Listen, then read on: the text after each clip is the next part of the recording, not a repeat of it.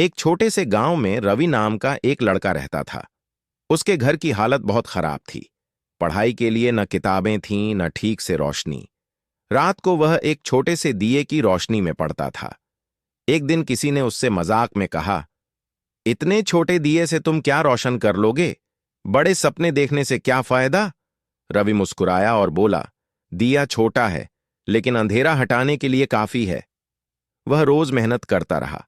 हालात नहीं बदले, लेकिन उसका हौसला कभी नहीं टूटा।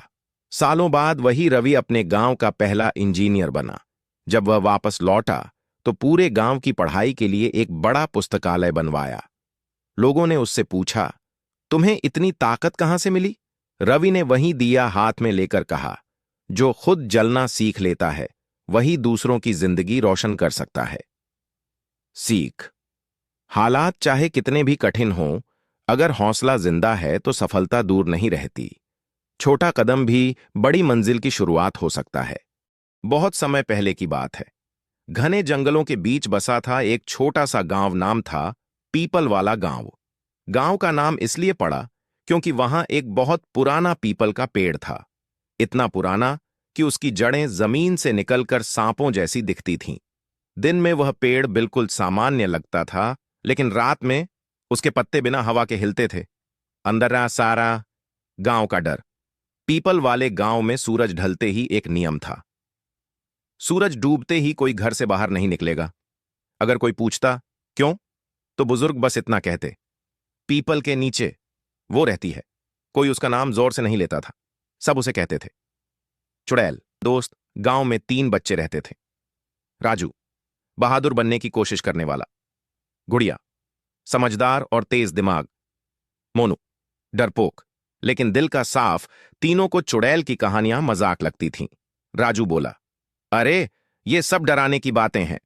गुड़िया ने कहा, पर दादी झूठ नहीं बोलती। मोनू तो पहले ही कांप रहा था, मुझे तो पीपल का पेड़ देखकर ही डर लगता है। पूर्णिमा की रात एक दिन गांव में पूर्णिमा आई। चांद गोल और बहुत चमकीला था, लेकिन उसकी रोशनी अजीब लग रही थी। उसी रात गांव का एक बकरा गायब हो गया, फिर एक मुर्गी, फिर एक आदमी। सुबह लोग बोले, चुड़ैल जाग गई है। मत्ता। हिम्मत की परीक्षा राजू ने ठान लिया। आज रात हम खुद सच जानेंगे। मोनू डर से बोला, नहीं, मेरी मम्मी मुझे मारेंगी, और चुड़ैल भी। गुड़िया ने दीपक उठाया, अगर डर के कारण भागे तो डर हमेशा पीछा करेगा। तीनों आधी रात को चुपचाप निकले। नत्ता। पीपल का पेड़। जैसे ही वे पीपल के पास पहुंचे, हवा ठंडी हो गई, झींगुर चुप हो गए और चांद बादलों में छिप गया। पेड़ के नीचे एक कैंप, लंबे बाल, उल्टे पांव और आंखें। लाल मोनू की चीख गले में ही अटक गई। आवाज, कौन आया है?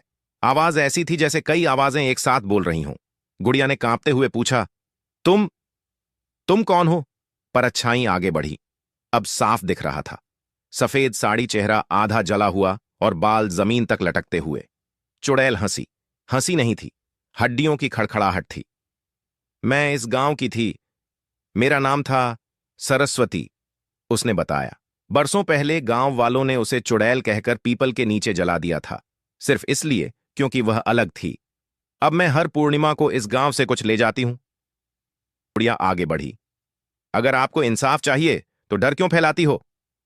चुड़ैल रुक गई। पहली बार उसकी आंखों में आग नहीं, दर्द था। राजू बोला, हम गांव वालों को सच्चाई बताएंगे। मोनू ने कांपते हुए दिया आगे किया, ये लो, शांति के लिए। हवा तेज चली, पीपल के पत्ते जोर से हिले। चुड़ैल की परछाई हल्की होने लगी। अगर सच बताया गया तो मैं चली जाऊंगी। और अगले ही पल वो गायब हो गई। आरन। अगली सुबह बच्चों ने गांव में सब कुछ बता दिया। बुजुर्ग रो पड़े।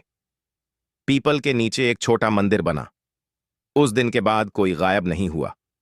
लेकिन कहते हैं, अगर पूर्णिमा की रात पीपल के पत्ते बिना हवा के हिले तो समझ लेना, सरस्वती अभी भी देख रही है। गांव के छोटे से मोहल्ले में राहुल और समीरवन 2 अच्छे दोस्त रहते थे।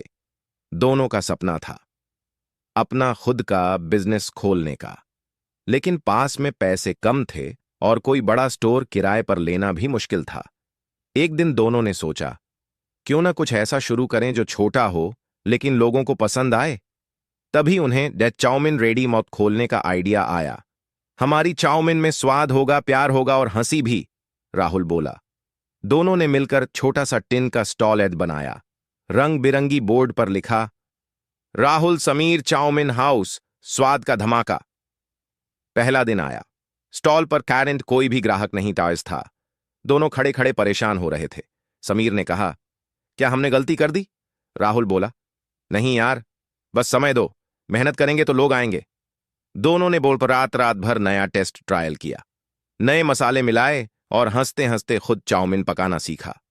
कुछ दिन बाद एक बच्चा आया। उसने पहला निवाला खाया और बोला, अरे वाह, ये तो बहुत मजेदार है। फिर धीरे धीरे गांव के लोग आने लगे। हंसी खुशी और चटपटी चाउमिन के साथ स्टॉल की खुशबू पूरे मोहल्ले में फैल गई। महीनों की मेहनत के बाद राहुल और समीर का स्टॉल सर्वप्रिय बन गया। दोनों अब हंसते हुए कहते थे, देखा, अगर दोस्त साथ हों और मेहनत करें तो कोई भी सपना बड़ा नहीं। और उनके छोटे से टिन के स्टॉल से शुरू हुई कहानी आज पूरे मोहल्ले में चाउमिन का नाम चमकाता है।